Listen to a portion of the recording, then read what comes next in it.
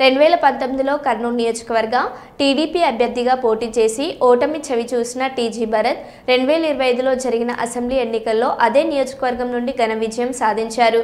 అనంతరం రాష్ట్ర మంత్రిగా ప్రమాణ స్వీకారం చేశారు. తన విజయం కోసం కష్టపడి పనిచేసిన కార్యకర్తలు, నమ్మకస్తులు గుర్తుగా 70 మందికి పైగా తన అనుచరులను విదేశీ విహారయాత్రకు పంపించడం ద్వారా మంత్రి టీజీ భరత్ ప్రత్యేక గుర్తింపు పొందారు. बंद है